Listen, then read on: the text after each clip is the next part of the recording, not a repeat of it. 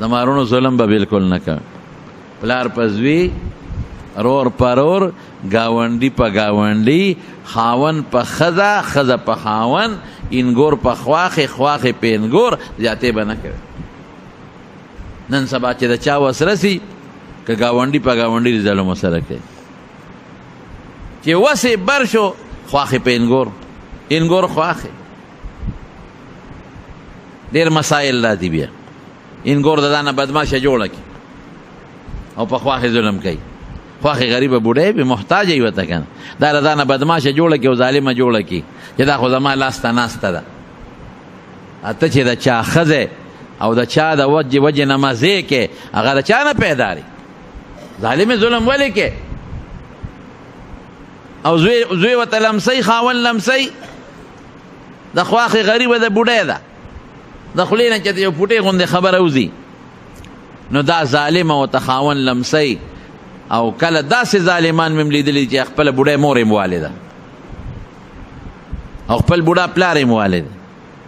دا ظلم یوازې دا نه دی چې ټوپک سړی راوالي او بل پې ولي، دا ظلم خو بلا مرتبې دي. نو دا که انګور خاون لمسی مور ته او د یوې نه ورته سل جوړی او یا خواښې کنځي، دا انګور هم ظالمه ده. دا چې کله بوډی شو دغه چل به ورسره کېږي. دې وخت کې خو ته ځوانۍ په جوش کې، دې وخت یو خاون په تا مهربان دی نو په ځان نه پوهېږي، الله به درنه دا بدل اخلي. پرېږدي چېرته بیا یاد وساتئ زما وروڼو چې کم هلک په هلکانۍ او په ځوانۍ کې کم ظلمونه کړي دي، یا کمې پیغلې چې په خپله ځوانۍ کې څومره ظلمونه کړي دي، که دا هلک بوډا شو، دا پیغله بوډۍ شوه، حقه چل به ده سره په بوډاوالي کې کېږي. بعضې خواښې هم په انګور ظلم کوي، بعضې موږ ته راځي د جینۍ بچي نه کېږي، نو د بچي خو د خدای په لاس کې دی. نو دا خواښې وله پیغورونه وایي تا بچي راونړله او تا داسې او ته دا نه بچي د دې اختیار کې دی چې راونړله او ته جینکۍ راوړی ولا کان نه راوړی. نو د چا خوښې چې د مالې جینکۍ پیدا شي. دا خواښې ظلمونه کوي او زوی ته وایي چا به بله ښځه دله کو. نو په خوشحالۍ وکړه که نه، که بچي دې خوښي او نسان وسي دې خوښي، نو دویم واده څه منع نه دی، ګناه نه ده، خو په طریقه وکړه که نه. پیغورونه ولې کوې؟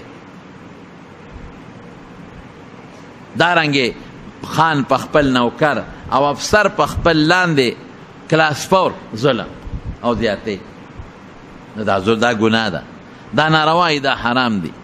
ظلم به بالکل نه کوئ. د ظالم سره الله مدد نه کوي او د مظلوم ډېر زر رب العالمین مدد کوي، ډېر زر. یو سوداګرو پخوا خو د شړې علاقې به وي او پیاده مزلې به وي او د څارو، نو دې په لاره یو علاقې ته تلل، تجارت سامان هم ورسره نه خو په قافلو کې خلک تلل، د قافلې سره ځان ملګري کو. نو یو سړی وله راغی کوم علاقه کم خوا ځې؟ وی پلانکۍ ته.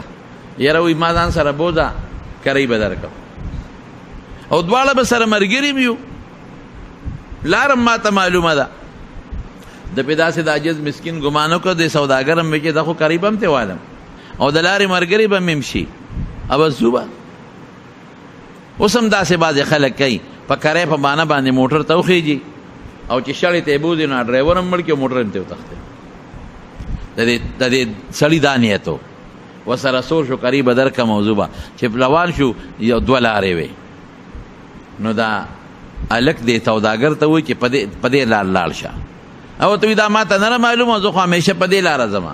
وایي دا بله ما ته معلومه را، دا لنډم ده او په دې ستا د څاروي ګیام شته او سور هم دی، په دې به لاړ شو.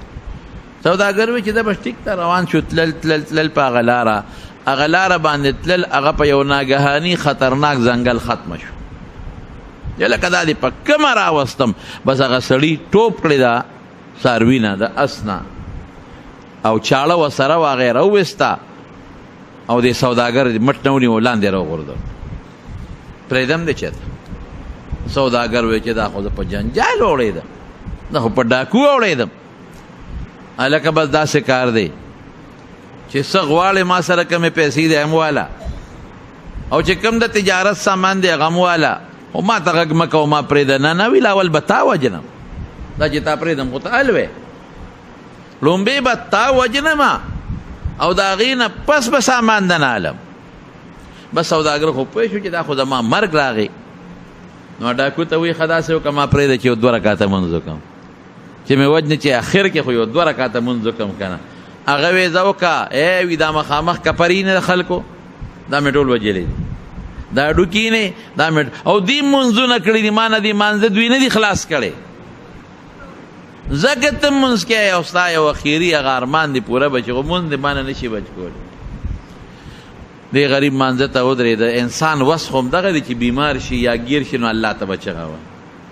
بل خو زمونږ څوک نشته که زمونږ دی خو زمونږ رب دی که الله دی. د غریب چې مونځ شروع که صورت فاتحه ووی او صورت وی تیر شو یو آیات ولا خوله له راغی امن یجیب المضطر اذا دعاه چې یو سړی محتاج ای او الله ته چغه وی څوک دی بې د الله نه چې بچ به کی بې د الله نه څوک نشي بچ کول. دا آیت د خولې نه ووته او ناګانه ټک ټک ټکار شروع شو. دی اوس مونځ کوي او ټکارو سره ناګانه یو شرق شو چې د راوګرځېده نو یو شهسوارو په اس باندې سورو نیزه ورسره وه او بس نیغ راغی د اس نه راکوشو او دغه ډاکو یې په نیزه باندې ښه مضبوط ووه او چې د نیزې نه یې سینګ ویوه ویې غورځو نو اور پې بل شو په دې ډاکو باندې وسوځېد مړم شو سوځېد. دې سوداګر زر هغه سړي ته ور مخکې شو خدای د سره خو که ته څوک یې زه خو دې د غمه بچ کړم ډاکو ظالم خو زه وجلم د دنیا نورم وجلی دي زه خو د غمه بچ کړم. وی زه دې آیت امن یجیب المضطر غلام یم وی زه په اووم اسمان کې هم چې تا خدای ته چغه ووالې نو الله وی زه اسمان فرشته یم. الله وی څوک به د مدد له لاړ شي نو ما دله ځان راورسوه. نو ګوره چې ظلم به نه کې مظلوم د خولې نه چې اوخته غرق به په همسایه به ظلم نه کې په نوکر به ظلم نه کې په زمیندار به ظلم نه کې. زمیندار به په نیکم ظلم نه کوي چې هر څه ته کور ته وړي او دا نوکر او همسایه به په هغه مالک هم ظلم نه کوي. دواړه طرف ته به ظلم نه کوي. خواښې به په انګور ظلم نه کوي. د انګور غریبه محتاجه د لاس به خدای ته اوچت کي ظالمې غرقه به شي او دا انګور به په خواښې هم ظلم نه کوي. دا خواښې خو بوډۍ د محتاجه د خدای ته به لاس اوچت کي تباه به شي. ګاونډي په ګاونډي مالک په خپل نوکر او مشر په خپل کشر کشر په خپل مشر ظلمونه به نه کوي. ظلم انجام طبعی ده. ظالم خدای را نیسي چې را ونیسي نو بیا پرېږدي نه. دې وجه نه ما د رسول الله مبارک دغه حدیث تاسو ته وایي چې ای مسلمانه د مظلوم د خیرونه ځان وساته. د خیرو د خدای په منځ کې هېڅ قسمه پرده نشته او زر قبلېږي. دعا وکړئ خدای موږ د ظلمونو نه وساتي. خدای موږ مظالمان کې او مم مظلومان کې. خدای مم ظالمان کې او مم مظلومان کې. الله مم ظالمان کې او مم مظلومان کې. بعضې دوستان حج روان دي زموږ نیاز علیم روان دی خلیفه صاحب حج روان دی په غریبۍ کې زموږ د حاجي صاحب هم روان دی.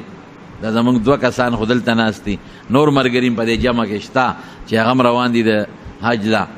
دعا وکړئ چې څوک هم حج له روان دي. زموږ د دې جمع ملګري ارشاد هغه هم پرون تللی دی رسېدلی به زموږ یو بل ملګری د مصباح حاجي صاحب تخبه هم پرون تللی دی ما ته اوس ټلیفون وکړه رسېدلی یم چې څومره ملګري حج له روان دي الله ته په خیر او په خوشحالۍ ورسوي. او زموږ د دې جمع د ملګرو ته خو دعا وکړئ یا د دې خو ډېر په غریبۍ کې دا زموږ د دې جومات خدمت کوي خدای پې مهربانه شو. د دې ستاسو د دې جومات خدمت کوي خادم دی او غریب دی الله پې مهربانه شو. زموږ د حاجي صاحب چې څومره ملګري په دې جمع کې ناست دي او حج روان دي الله دې په خیر ورسوي. الله په خیر یې ورسوي په عافیت یې ورسوي او الله هلته ولا د عبادتونو توفیق ورکړي چې کم تلی دی او څوک دی او اراده لري خدای ته ولا د قبول شوي عبادتونو توفیق ورکړي. الله د قبول شوي عمرو توفیق ورکړي. د قبول شوي طوافونو توفیق ورکړي. الله د قبول شوي منځونو درودونو ذکرونو توفیق ورکړي او ته هلته روغ صحتونه نصیب کړي او خدای ته حفاظت وکړي او ته په خیر او عافیت واپس ورسولی کې دلته د بچو حفاظت وکړي. حج ته چې څوک هم ځي چې دا څومره پیسې لګوي د دې ولا خدای بدل ورکوي. الله ته ولا دغه پیسو اجر او بدل په دنیا او په آخر کې ورکوي. او زمونږ یو حاجي صاحب دی هغه خدا دې د والد صاحب دپاره ځي الله دې د حج د پلار دپاره قبول کړي او الله دې دغه په غاړه خلاصه کړي، هغه له خدای د آخرت اجرونه ورکړي، او چې کم مرګري تللی دي خدای د هغې مل ته حفاظت وکړي، او چې څوک روان دي ارادې لري نو خدای پاک د هغې هغه ارادو له پروردګار عملی شکل ورکړي. یو دوه مرګري نورم دي هغې خلاصه منظوري نشته خو اراده شته او څه محنت کوشش یې شروع کړی دی، دعا کوي چې خدای هغې ته ویزې د حج ولګوي، د زړه د اخلاص نه دعا کوي چې خدای ورته د حج ویزې ولګوي. او دلته زمونږ په دې ګاونډ کې د شیر لالا کور والا بیمار ده، الله دې ولا روغ صحت ورکړي، او نور څه مریضان هم دي زمونږ په دې ګاونډ کې او په دې نږدې کندو کې، الله یې ټول له شفا ورکړي، خدای مریضانو له شفا ورکړي، خدای قرضداران د قرض نه خلاص کړي. زمونږ یو بل ملګری دی جمعې مانځله کله راځي، د هغه کارخانو مارکیټ نه مور یې نه جوړه ده، الله دې ولا شفا ورکړي، خدای چې څومره بیماران دي شفا ورکړي، خدای چې زمونږ د جومات ته د لرې لرې ځای نه څومره خلک راځي په یو یو قدم اجر ورکړي، د ډکو لاسونو سره یې واپس کړي، او د دې جومات خپل مقتدیان چې کوم د دې کلي خلک راځي خدای دوی خدمت هم کوي د دې میلمنو، او زمونږ د دې میروغ نه او د دې علاقو نه را روان دي په دې ګرمۍ کې، الله ټولو له اجر برکت او خوشحالۍ ورکړي، خدای ټول د بیت الله حج له بوتلی کړي، الله ټول د بیت الله حج له بوتلی کړي. بعضې زنانه دي هغې هم دعاګانې غوښتې دي، خدای دعاګانې قبولې کړي، خدای موږ د ذلت او رسوایۍ نه وساتي، خدای زمونږ حفاظت وکړي، زمونږ د ایمان حفاظت وکړي، خدای زمونږ پریشانۍ په خوشحالو بدله کړي، الله زمونږ پریشانۍ په خوشحالو بدله کړي.